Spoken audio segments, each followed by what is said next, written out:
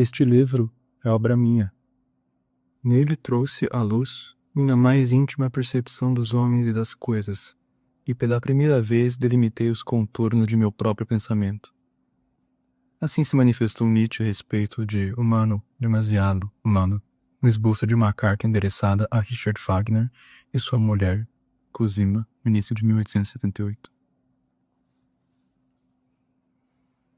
Como vocês sabem, eu criei uma série conhecendo Nietzsche, né? E eu falei de alguns capítulos iniciais do Humano Demasiado Humano e acabei não dando continuidade a essa série. Não exatamente por falta de feedback, não foi esse propósito, mas porque isto aqui é algo muito maior, muito mais complexo do que as aparências. Inclusive as aparências que eu tinha antes da leitura e da continuação dela. A variedade de temas é enorme. Arte, metafísica, religião, sociedade, comportamento humano, psicologia, história dos sentimentos morais, o Estado, a política, nomes da cultura, de todos os tipos, Aquiles, Homero, Byron, Esquiló, Voltaire, Pascal, Schopenhauer, Cervantes, Goethe, etc. Abordados com muito conhecimento de causa. Um conhecimento não igual ao conhecimento erudito, mas um conhecimento preciso, certeiro, conciso, né? Houdini, Maquiavel, Horácio, Spinoza, Tucídides, Heródoto, African Spur, um kantiano, né? Whitehead, um teólogo da crítica bíblica. Ele é um livro para espíritos livres. Tá no subtítulo, né? Mas o que realmente significaria ser um espírito livre? Eu vou argumentar neste vídeo que a ideia central do Humano Demasiado Humano é o espírito livre que está no processo, no devir, no movimento de superar o que é humano, demasiado humano. Então não é um título de comiseração, sabe? Tem uma frase que atribui a Nietzsche que não existe, né? Em que ele fala: o espírito livre diz uma certeza apenas. Sou humano, demasiado humano. É atribuído. Claro que Nietzsche tem vários momentos de isso que chamam de humildade, né? É uma compaixão consigo mesmo, prefiro falar assim. Mas é num sentido em que ele se reconhece como produto de uma época decadent, né? Que nem ele fala no caso Wagner. Eu me reconheci como decadent e eu lutei contra isso. Isso é parte do self-overcoming, né? Da superação de si mesmo.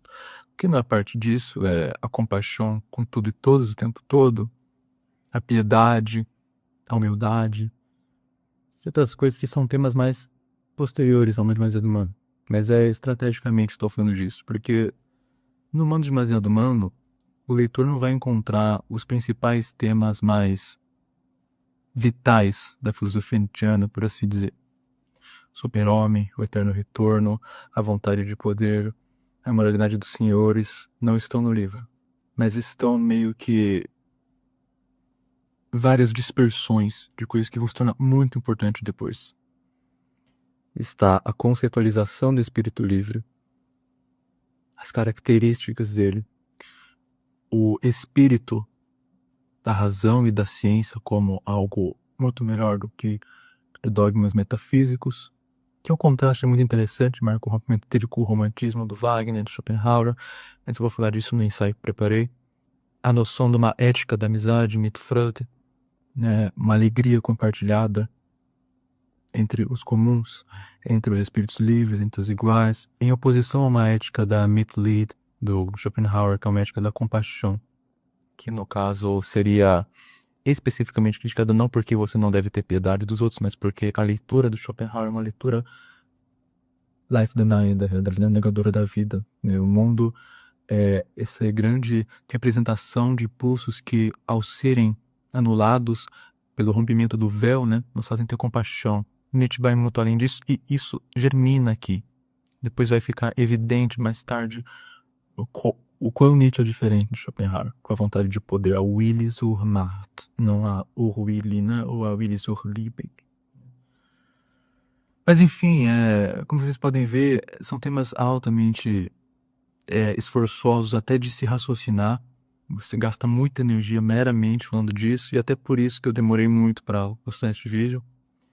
E quando eu fiz, eu optei fazer por resenha. Não terminei o Humano Demasiado Humano ontem, dia 23. Agora eu vou abordar o que eu penso ser essencial no livro, por que o livro é relevante, dentre outras coisas. E nem isso é fácil. Assim, eu não sei se tá bom, se do jeito que eu gostaria. Vai se perder muita coisa naturalmente. São mais de 600 aforismos, inúmeros temas, inúmera cultura literária, filosófica, classicista, filológica, que eu não tenho, né? Então, como ele diz, né, Tchon, para ares fortes realmente entender uma filosofia dessa. Não é para qualquer um, não. Humanos Demasiado Humano. Uma filosofia da manhã. Friedrich Nietzsche é um filósofo, por assim dizer, de espectro. Acho inadequado classificar esses espectros como fases que não se entrelaçariam uma com a outra, e, mais ainda, os classificar hierarquicamente. Em contraste, o pensamento de Nietzsche se parece mais como uma grande roda que gira em torno dela mesma, de exemplo a roda do Dharma, né? E não se parece tanto como uma linha de cores mais intensas, menos intensas. Ou seja, não se parece com algo em progresso, maturação, gênese, que vai ter uma forma definitiva depois que excluirá as outras formas. E mais com uma roda de variáveis, um caleidoscópio que, como ele diz na Ciência, vai atingir o céu de conceitos. Dionísio, a vontade de poder, o eterno retorno, a moralidade dos senhores, o super-homem não estão presentes no Humano Demasiado Humano.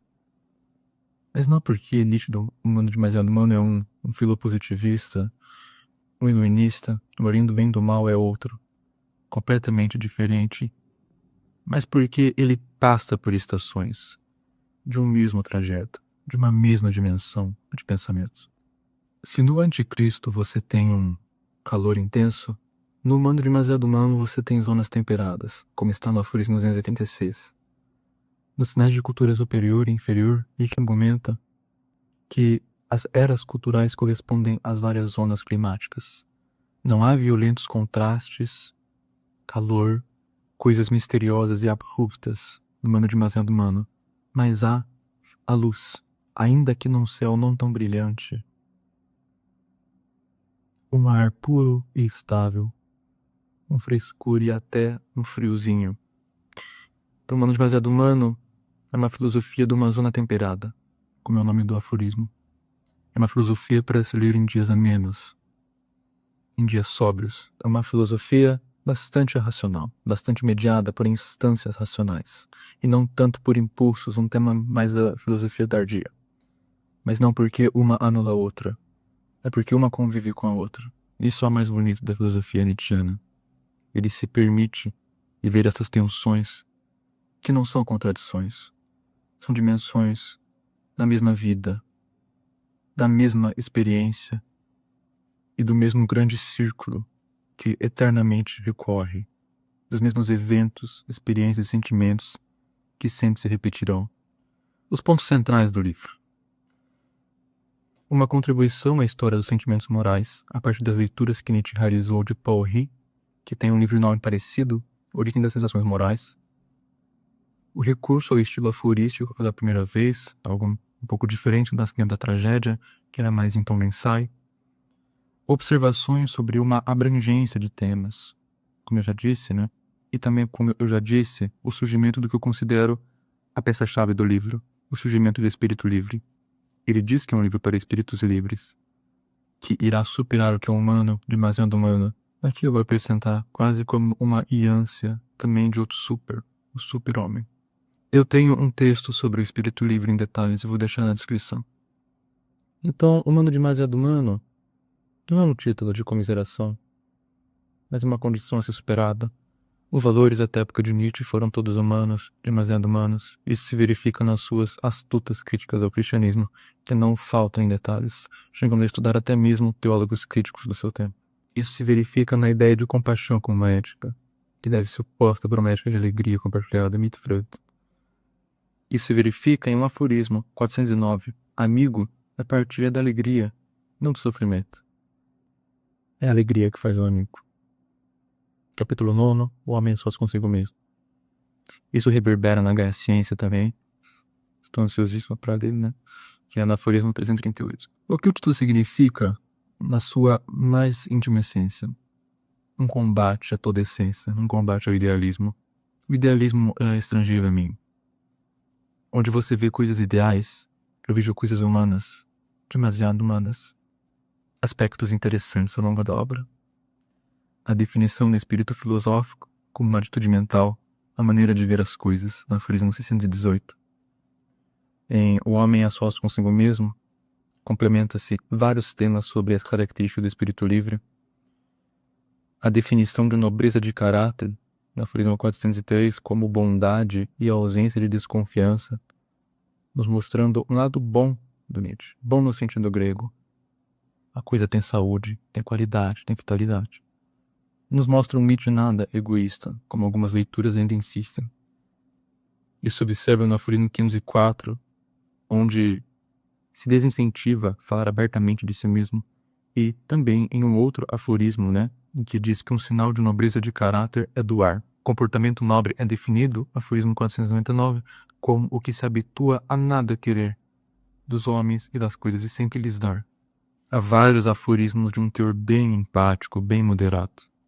Para citar alguns, 566, 589, 601, 603, 609. Eles abordam principalmente uma certa moderação aristocrática nas coisas, um certo finesse de comportamento, assim, por assim dizer. Eu imagino que seja influência de algumas leituras que ele tem de Stendhal, mas isso eu não escrevi aqui. Várias seções do livro tratam de arte. Em 154, ele elogia a tendência grega, a imaginação homérica de brincar com a vida, daquilo que conhecemos como a noção helênica de divina brincadeira. Os encômios, os elogios aos gregos se perpetuam em diversas outras partes do livro. Em um aforismo que eu publiquei no Substack, nota-se particularmente um elogio à displicência dos pagãos homéricos com seus deuses do que seria, imprecisamente, a articulação do espírito livre com alguma expressão religiosa. Em tal como os gregos, aforismo 195, do que a estética nietzschiana no livro.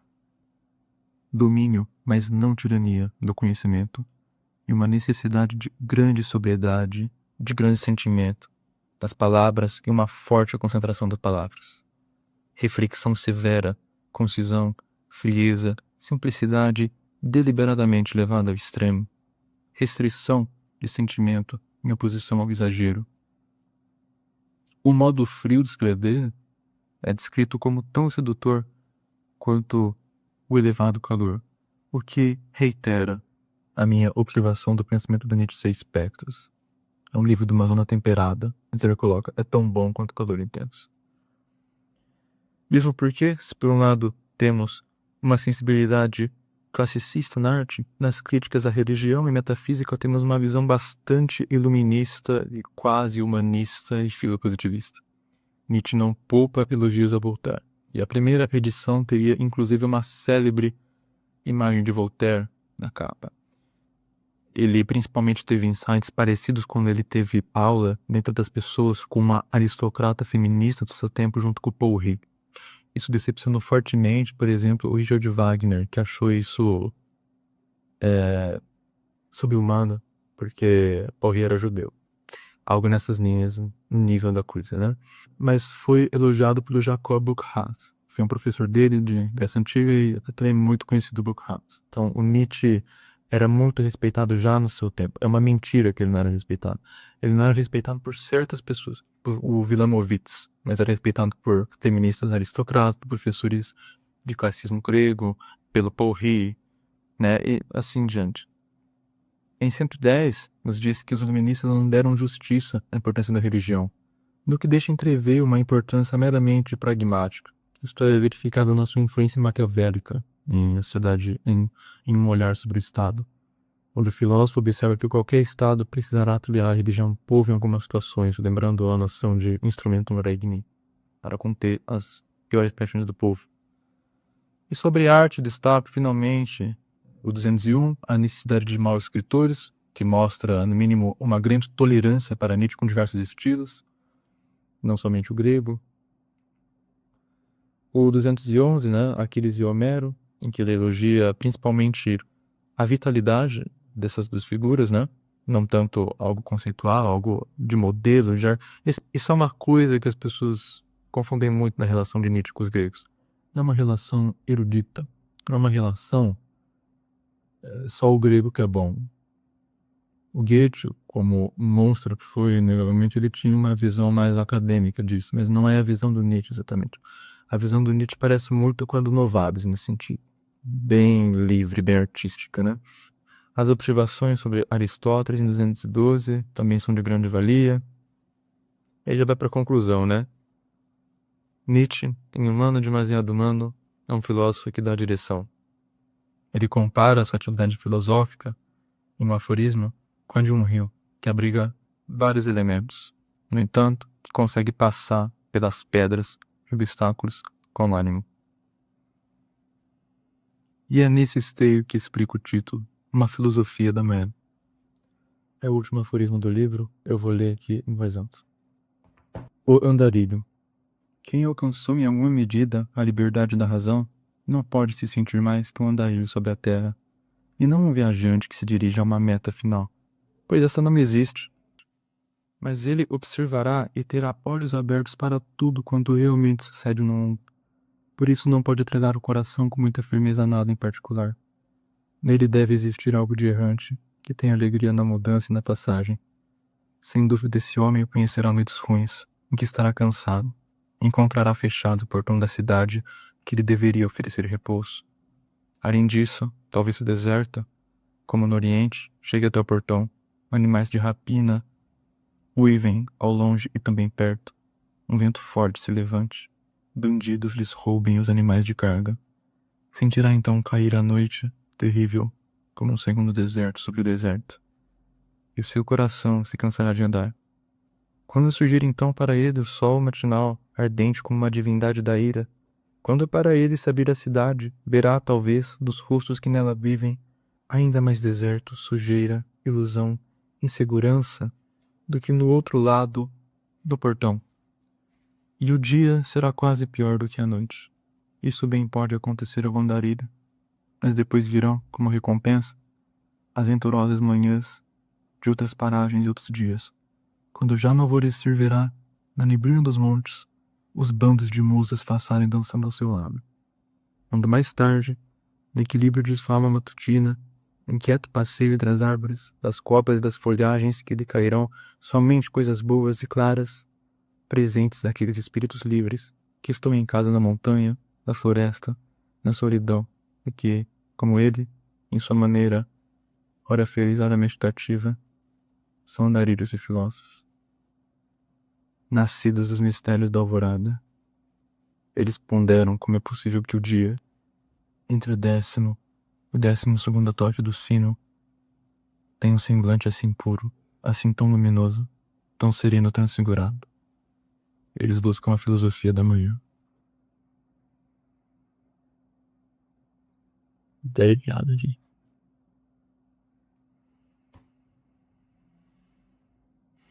É muito feliz de ter vocês por aqui. Nós, esses aeronautas do espírito, os espíritos livres, que voamos tanto para o alto. Caminhos de aurora.